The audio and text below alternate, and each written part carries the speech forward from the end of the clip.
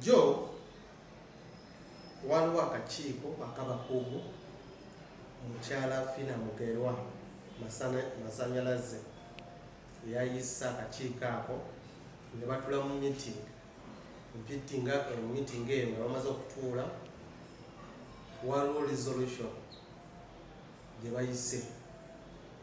Ekimu ku resolution gye bayise and poliisi eteekwa kuyita abavubuka bano bajje ku poliisi bawandike ki statement.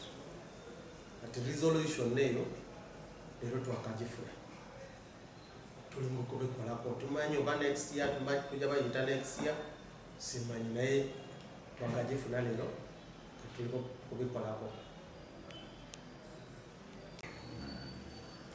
Leero nga 10 mwezi guno mwaka guno poliisi ya Wakiso bafunye amawulire okuva ku mukyala gwe bayita Kabira Lydia, ono alina emyaka 44, musawo oba naasi, mutuuze wa Kireka Bira, nga yategeeza abapoliisi nti waliwo omupangisa we amutiisatiisa.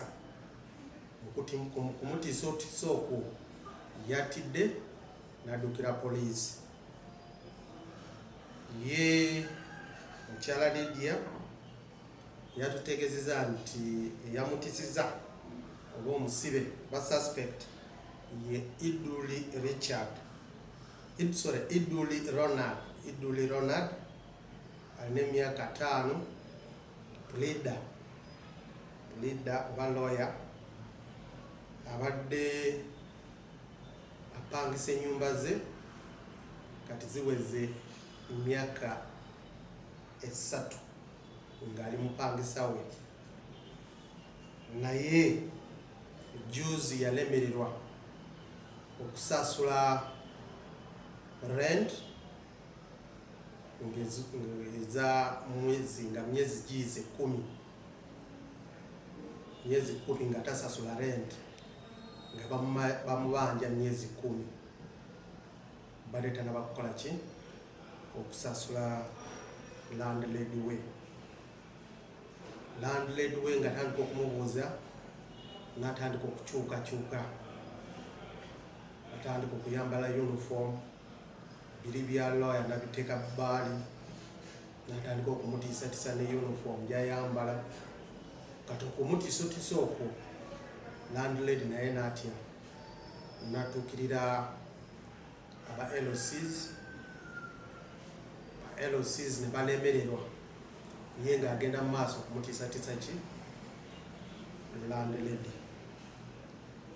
Kati leero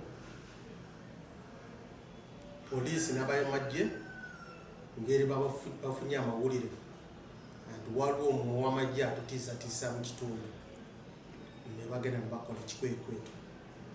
Mu kukola ekikwekweto ekyo mwami Ronald Iduli ne bamukwata, mu kumukwata ne bamutwala paka ewaka we, ne bayita ba LC n'abatuuze ne bajja ne batandika okuyaza amaka ewe. Kye bakoze basanze ebintu ebimu nga tegede kyekugambye nkitegete erwa ekata weeyino kati ansooke nkwate obutabo ng'ekwatagana ku byamagye ne certificate oba discharge certificate okuva mu UPDF n'ebintu ebirala. Omwami ono kati akumiddwa ku poliisi ya Bulenga nga bamuguddeko omusango gwa okutiisatiisa omuntu, naye okunoonyereza kukyagenda mu maaso. Kwata katabo gye